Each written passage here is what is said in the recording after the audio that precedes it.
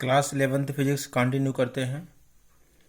पहला एप्लीकेशन हमने डायमेंशन का पढ़ा था कि किसी फिजिकल रिलेशन को हम करेक्ट कर सकते हैं या हम चेक कर सकते हैं कि वो करेक्ट है कि नहीं डायमेंशन के आधार पर। अब हम डायमेंशन एनालिसिस का दूसरा एप्लीकेशन पढ़ेंगे। To write a formula by using dimension knowing the factors depending upon the quantity, यानी ऐसे फिजिकल फार्मूला को आप डिराइव कर सकते हैं जिसमें कि आपको ये पता होगा कि वो फिजिकल क्वांटिटी किस किस फैक्टर पर डिपेंड कर रही है। तो यहाँ पे सबसे पहले हमने देखा कि डायमेंशन के आधार पर आप किसी इक्वेशन को चेक कर सकते हैं, किसी फिजिकल रिलेशन को चेक कर सकते हैं। और दूसरा एप्लीकेशन हम आज पढ़ रहे हैं कि किसी फार्मूले को हम डिराइव कर सकते हैं। कैसे डिराइव करेंगे? यहाँ पे आपको उस क्वांटिटी की डायमेंशन पता होनी चाहिए, पहली चीज़। दूसरी चीज़, वो फिजिकल क्वांटिटी किस किस फैक्टर पर डिपेंड कर रही है ये भी आपको पता होना चाहिए। तो हमने फोर्स के लिए यहाँ पे फार्मूला ड्राइव किया है। Let force depends upon mass and acceleration. आपको ये पता है कि फोर्स मास ऑन एक्सेलरेशन पर डिपेंड कर रहा है। तो यहाँ पे फोर्स अगर मास और एक्सेलरेशन पर डिपेंड कर रहा है तो अलग अलग हम इसका इक्वेशन बनाएंगे। पहले F is directly proportional to m की पावर x, यानी मास पर डिपेंड कर गया, और F is proportional to a की पावर y एक्सेलरेशन पर डिपेंड कर गया। अब हमको ये नहीं पता है कि ये डायरेक्टली प्रोपोर्शनल है कि इनवर्सली प्रोपोर्शनल है। ये डिसाइड करेगा ये x और y का साइन। अगर x पॉजिटिव साइन में आ रहा है तो डायरेक्टली प्रोपोर्शनल है, और अगर x नेगेटिव में आ रहा है तो 1/x माइनस में, यानी कि नेगेटिव में आ रहा है तो इसको आप 1/x लिख सकते हैं, यानी कि इनवर्सली प्रोपोर्शनल में है। तो प्लस में आ रहा है कि माइनस में आ रहा है, यह डिसाइड करेगा कि डायरेक्टली प्रोपोर्शनल है कि इनवर्सली प्रोपोर्शनल है। अब यहाँ पे प्रोपोर्शनलिटी साइन को हटाने के लिए हमने एक कांस्टेंट जोड़ दिया। इस कांस्टेंट को हमने k कहा।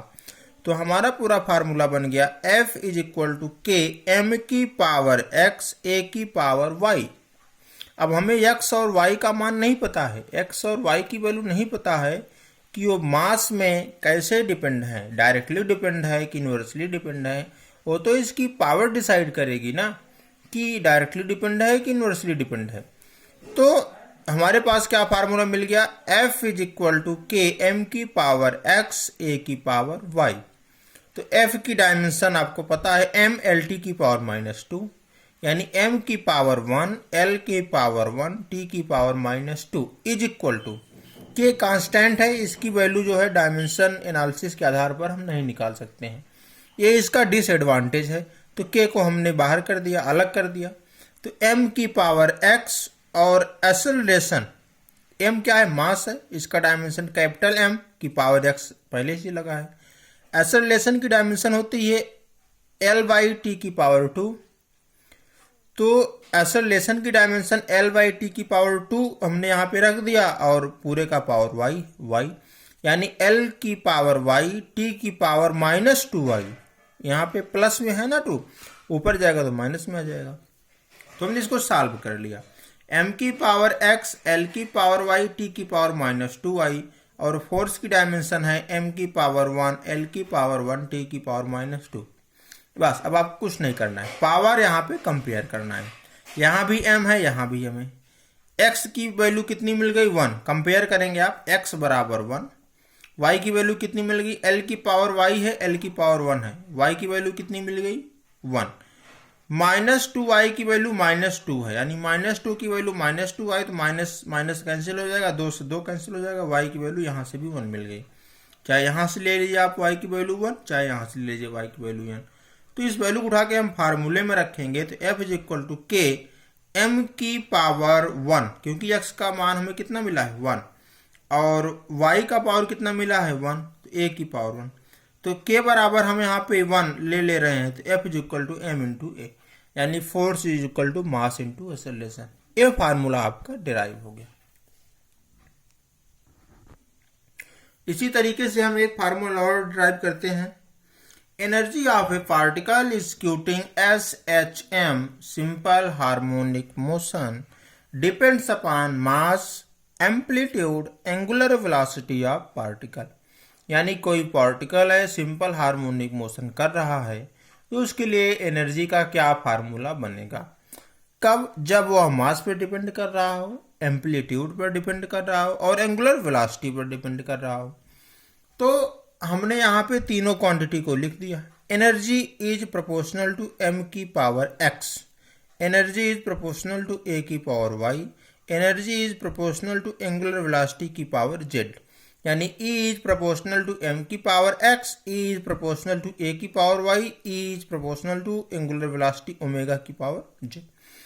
अब यहाँ पे आप देख रहे हैं मास को हमने m से दिखाया है, एम्पलीट्यूड को कैपिटल A से दिखाया है, एंगुलर वेलोसिटी को ओमेगा से दिखाया है। जो एम्पलीट्यूड होता है वो फ्लक्चुएशन होता है, जो पार्टिकल्स अप और डाउन y डायरेक्शन में पॉजिटिव और नेगेटिव में जाते हैं। इस तरीके से ये देखिए, जैसे मान लीजिए कोई वेव है तो इसका जो फ्लक्चुएशन हो रहा है ए पॉजिटिव एम्पलीट्यूड, ए नेगेटिव एम्पलीट्यूड, जो फ्लक्चुएशन होता है y पर वही एम्पलीट्यूड कहलाता है, जिसकी यूनिट मीटर होती है। तो एनर्जी तीन फैक्टर पर डिपेंड कर गया, मास पर, एम्पलीट्यूड पर, एंगुलर वेलोसिटी पर। इस प्रोपोर्शनलिटी को हटाने के लिए एक कांस्टेंट जोड़ेंगे, वो कांस्टेंट हमने ले लिया k। तो E बराबर k m की पावर x, a की पावर y, ओमेगा की पावर z। अब क्या करना है आपको? एनर्जी की डायमेंशन लिखना है। एनर्जी की डायमेंशन m की पावर 1, l की पावर 2, t की पावर -2।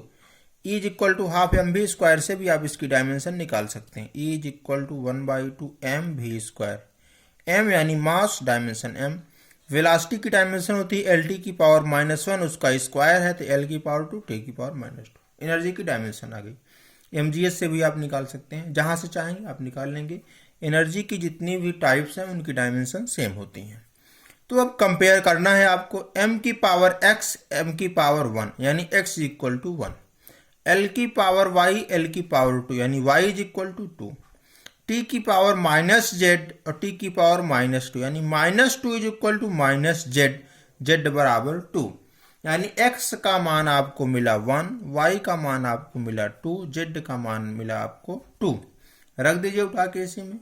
E बराबर k, m की पावर x का मतलब है m की पावर 1, a की पावर y का मतलब है a की पावर 2 और ओमेगा की पावर z का मतलब है ओमेगा की पावर 2। ये आपका फार्मूला बन गया एनर्जी किसी पार्टिकल के लिए जब वो सिंपल हार्मोनिक मोशन में हो। E is equal to k m a power 2 omega power 2। ऐसे ही एक फार्मूला और ड्राइव करते हैं। Time period of pendulum depends upon acceleration due to gravity and mass of bob. Bob means जो pendulum लगा होता है नीचे, वॉब। तो यहाँ पे हम देखेंगे जो टाइम पीरियड है पेंडुलम का वो किस पे डिपेंड कर रहा है? लेंथ पर डिपेंड कर रहा है। उसको हमने L मान लिया, स्मॉल l, उसकी पावर x ले लिया। फिर वो एक्सेलरेशन ड्यू टू ग्रेविटी पर डिपेंड कर रहा है, यानी अर्थ के ग्रेविटी पर डिपेंड कर रहा है, तो हमने स्मॉल g ले लिया, उसकी पावर हमने ले लिया y।